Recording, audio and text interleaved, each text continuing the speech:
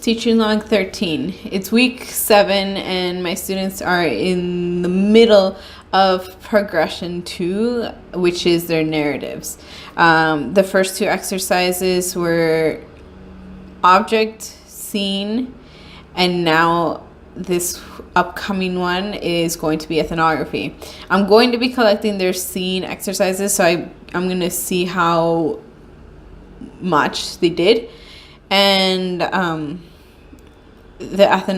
going to briefly talk about ethnographies today, kind of give them like an overview why it's important and kind of get them to start thinking about it. I'm giving them until next Tuesday to turn in their assignments, but I do want them to start brainstorming them, and I did want them to try to spend the weekend to do this, like go to a place for an hour and kind of write down all of the notes that you can.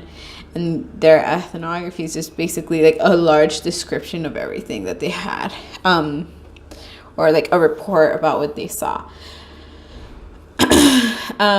So most of the class is going to be talking about ethnographies, writing one, reading some sample ones, and having them look at waves for more detailed versions of those, because I'm having them do like a report where they just write everything they see and kind of compile that into a more formalized form of writing.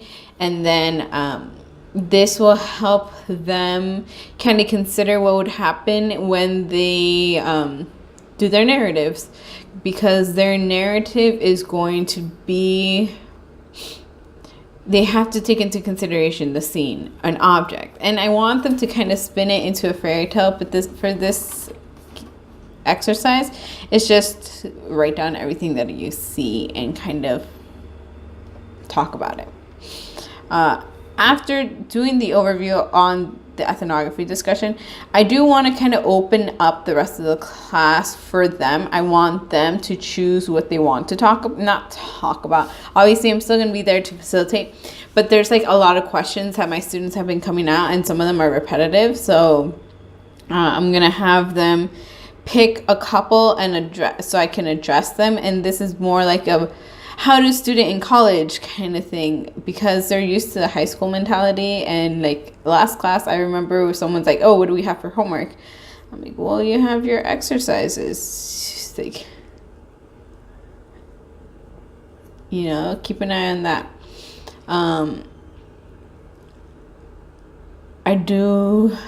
I also do have my students turn in a proposal of the ethnography on Canvas, so that way I can see what it is that they're going to do, and I'm going to make it point-based, which won't really affect their grade, but it gives me an idea of what to expect. And I can see what it is that they wrote beforehand and then what they come up with afterwards. So it's a really good, this is just a really brief brainstorming activity, while this other one is not.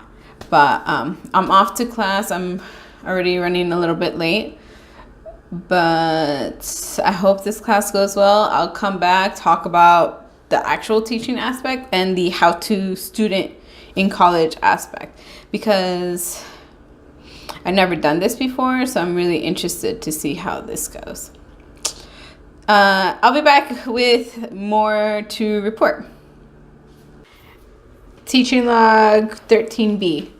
I'm back from my class, and I think it went well.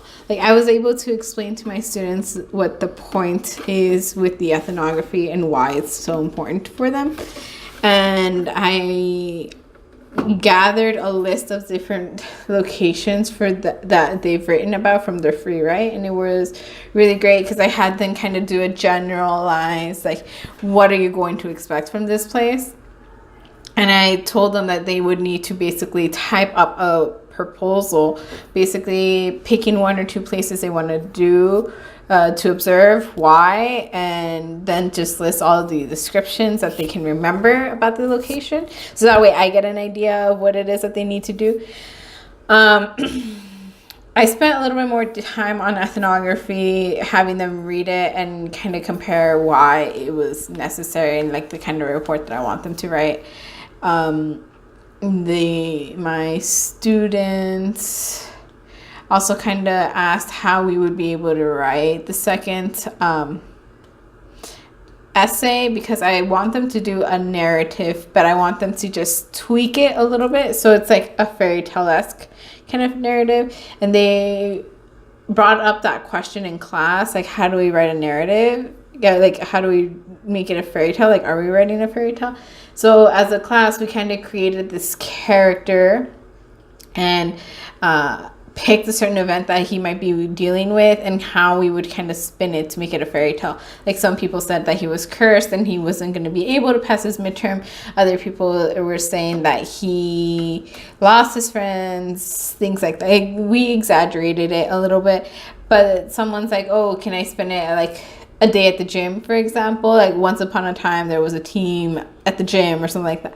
I'm like, yeah, you want to have fun with it, but make sure your story gets across. So I'm going to talk about that a little bit more in class. I do want my students to get the best out of this exercise, because I think this exercise is easier for them than it sounds. So I'm interested to see where it goes.